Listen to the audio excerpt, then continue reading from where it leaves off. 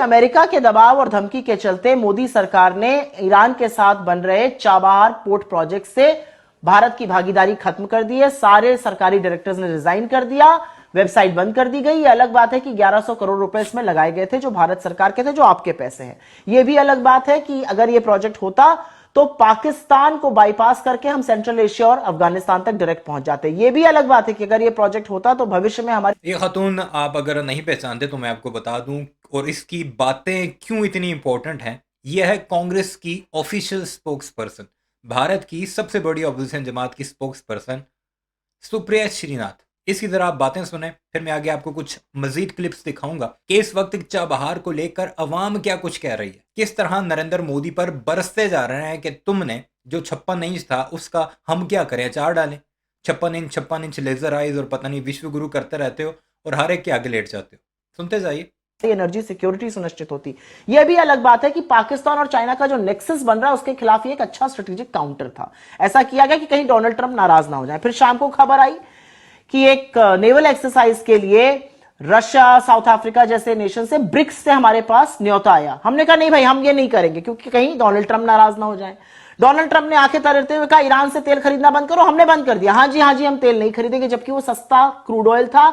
चीन आज खरीद रहा और उसके ऊपर अमेरिका कोई सैंक्शन नहीं लगा पाया। अमेरिका ने कहा रूस से तेल खरीदना बंद करो। हमने कहा हाँ जी, हमने तेल खरीदना बंद कर दिया। अमेरिका ने कहा सीज फायर करो। हमने कहा हाँ जी, सीज फायर कर दिया। इंडिया ने अमेरिका के दबाव में ईरान के चाबहार पोर्ट से अपना हाथ वापस खींच लिया है। 2024 में मोदी जी ने खुद ईरान से समझौता किया था कि ईरान के चाबहार पोर्ट के शहीद बहिश्ती टर्मिनल पर 10 साल तक के लिए इंडिया का कंप्लीट कंट्रोल रहेगा। पहले ये हर साल रिन्यू करना पड़ता था। बदले में इंडिया ईरान में $120 मिलियन तो इन्वेस्ट कर ही चुका है। $250 मिलियन का अमाउंट अलग रख दिया था स्पेसिफिकली इसी ईरान के चाबहार पोर्ट के लिए। इसके अलावा इसी पोर्ट के लिए इंडिया ने अफगानिस्तान में जरंज देलाराम हाईवे बनवाया, चाबहार जहेदान रेलवे लाइन का सर्वे करवाया, पोर्ट पर इक्विपमेंट और ऑपरेशनल खर्चे किए। क्योंकि इस पोर्ट की इंपॉर्टेंस ही इतनी ज्यादा है इंडिया के लिए। सबसे पहली तो ये कि इंडिया पाकिस्तान को बाईपास करके अफगानिस्तान और सेंट्रल एशिया तक पहुंच सकता था इस पोर्ट के जरिए। चाइना ने अपना एक ऐसा ही पोर्ट पाकिस्तान में बना रखा है जिसको ग्वादर पोर्ट कहते हैं। चाबहार पोर्ट ग्वादर पोर्ट का तगड़ा काउंटर था। इन दोनों पोर्ट्स के बीच सिर्फ 170 किलोमीटर की डिस्टेंस है। Chabahar port international north south transport corridor का हिस्सा है जो इंडिया को रशिया और यूरोप से भी जोड़ता है। इन तस्वीरों को देखिए, यहाँ आपको भारत का एक हिस्सा पीले रंग में दिखेगा, दूसरी तरफ हरे रंग में ईरान और उसके बगल में लाल रंग में अफगानिस्तान दिखाया गया है। वहीं भारत, ईरान और अफगानिस्तान के बीच में पाकिस्तान है। स्ट्रेटेजिक लोकेशन बता रही है कि भारत यदि अफगानिस्तान को कुछ भेजना चाहे तो उसके पास जमीन का रास्ता नहीं है और हवाई मार्ग बहुत महंगा होता है। तभी ये नीली लाइनें दिखाती हैं कि यदि भारत के मुंबई या गुजरात के कुंद्रा पोर्ट से चाबहार पहुंचा जाए और फिर वहां से सड़क मार्ग से अफगानिस्तान जाया जाए तो बड़ी आसानी से। सिर्फ खुद बर्बाद नहीं हुए, साथ अफगानियों को भी बर्बाद कर दिया। वो अफगानी जो भारत की शय पर तीली लगाने वाला तो यही भारत था ना। पाकिस्तान से जी ट्रेड खत्म कर देंगे क्योंकि हमारे पास अल्टरनेटिव रूट्स आ चुके हैं। ये था इनका अल्टरनेट चाबहार पोर्ट। वो आपको मुत्तकी की प्रेस कॉन्फ्रेंस याद होगी जो उसने भारत में जाकर की थी, जिसमें उसने चंद अच्छी बातें भी की थी। जो अच्छी बातें हम उसे एडमायर करते हैं कि हमें पाकिस्तान के साथ बात करनी चाहिए कि वाघा का रास्ता खोला जाए क्योंकि वो सबसे सस्ता रास्ता है, लेकिन हमारी जो शराइत हैं वो पहले पूरी करो क्योंकि हमने एक लंबे अरसे से बगैर कोई मुनाफा लिए तुम्हारे लिए ट्रांजिट का काम किया, लेकिन तुमने हमें बदले में क्या दिया? बम धमाके, हमारे लोगों को मारा। दूसरा रास्ता ये चाबहार था, यानी ज़मीनी रास्ता जो वाघा के थ्रू जाता है वो सबसे इजी था भारत का सेंट्रल एशिया तक पहुंचने का, जिसमें अफगानिस्तान से होता हुआ जाता। दूसरा रास्ता ये था जो चाबहार पोर्ट थी, जिस पर अफगानी बड़े उछलते थे कि हम तो इतनी ट्रेड करेंगे, ये करेंगे, वो करेंगे। ये तो ख़त्म हो गया। अब तीसरा रास्ता बचा है हवाई रास्ता। उड़ाओ जहाज़, पाकिस्तान की एयर स्पेस भी बंद है, घूम घूम कर आओ। एक तरफ चाइना है, दूसरी तरफ समुंदर और ईरान है। ऐसे जहाज़ उड़ाओ और घूम कर अफगानिस्तान पहुँचो, फिर देखते हैं तुम कितनी ट्रेडिंग करते हो। तुम हमारे बच्चे मारोगे, हमारे जवान शहीद करोगे तो हम तुम्हें ट्रेड ही करने देंगे।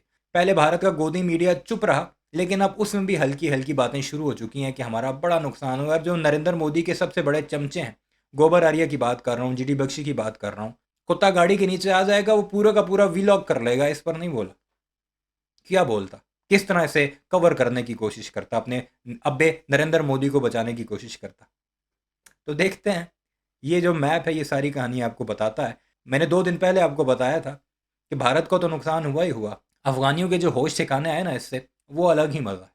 ईरान अफगानिस्तान से होते हुए दुनिया के अन्य हिस्सों में भारत का व्यापार चल सकता है, यानी यहाँ पाकिस्तान की कोई जरूरत नहीं है। इस दूसरी तस्वीर में भी देखिए, यहाँ मुंबई से चाबहार पोर्ट और फिर अफगानिस्तान का रास्ता दिखाया गया है। इन तस्वीरों को स्क्रीन पर देखते हुए आगे की बात सुनते जाइए। जहां तक बात चाबहार पोर्ट की अहमियत की है, तो ये ईरान के सिस्तान बलूचिस्तान प्रांत में स्थित एक गहरे पानी का समुद्री बंदरगाह है। भारत ने इसे ईरान के साथ मिलकर विकसित किया है ताकि पाकिस्तान को बाईपास करते हुए मध्य एशिया और अफगानिस्तान तक सीधा रास्ता मिल सके। भारत और अफगानिस्तान के बीच व्यापार में पाकिस्तान हमेशा से रोड़ा बनता रहा है, मगर चाबहार का रास्ता मिलते ही भारत को ईरान अफगानिस्तान से होते हुए मध्य एशिया के लिए भी एक सीधा कॉरिडोर मिलता है, जो कि भारत को बहुत महत्वपूर्ण राजनीतिक स्वतंत्रता देता है, बिना किसी तीसरे देश की इजाजत के। उधर चीन ग्वादर पोर्ट के जरिए अरब सागर में अपना पांव पसार रहा है और चाबहार ग्वादर से सिर्फ 70 किलोमीटर की दूरी पर है। यानी चीन और पाकिस्तान को एक बड़ा राजनीतिक काउंटर करने के लिए भारत के लिए चाबहार पोर्ट बेहद इंपॉर्टेंट। यानी अगर ये पोर्ट भारत के पास है तो हिंद महासागर क्षेत्र में भारत मजबूत खिलाड़ी की तरह है। इस एक पोर्ट के जरिए भारत उज्बेकिस्तान, तुर्कमेनिस्तान, कजाकिस्तान जैसे तमाम देशों तक अपनी पहुंच आसान कर सकता था। खनिज, ऊर्जा, उर्वरक, ड्राई फ्रूट सबका कम लागत वाला एक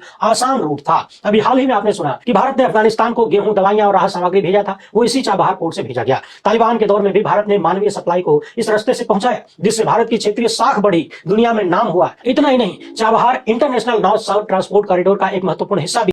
तो हम अमेरिका की इतनी जी हजूरी क्यों कर रहे हैं? क्योंकि आज जो खबर आई है वो बहुत चिंताजनक है। आज की खबर है कि अमेरिका ने आधिकारिक तौर पर बताया है कि अमेरिकी सैनिक और पाकिस्तानी सैनिक एक साथ ट्रेनिंग कर रहे हैं, और वो भी पाकिस्तान में।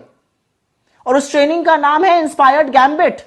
आप ये सोचिए कि आतंकी मुल्क पाकिस्तान की लगातार ट्रंप तारीफ करते हैं, असीम मुनीर जैसे नरसंहारी को अपने घर बुला के दावत देते हैं, लगातार पाकिस्तान को मित्र बताया जाता है। मोदी जी अमेरिका से लौट कर आए, वहां के सैन्य अधिकारी कह रहे हैं पाकिस्तान बहुत उम्दा देश है। तो क्या फायदा हो रहा है आपकी विदेश नीति का? आपकी विदेश नीति क्या पूरी तरह से विफल नहीं है?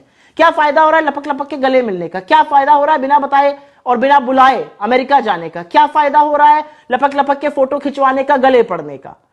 असलियत यह है कि अमेरिका की चिरौरी करते करते हमने अपने स्ट्रेटेजिक इंटरेस्ट को, अपने जो देश राष्ट्रहित में काम थे, उनको परे रख दिया है। और यह आपकी विफलता है मोदी जी। और सबसे बुरी बात इसमें यह है कि हिंदुस्तान के सारे प्रधानमंत्री, इंदिरा जी से लेकर सारे प्रधानमंत्री निर्भीक और निडर हुए हैं।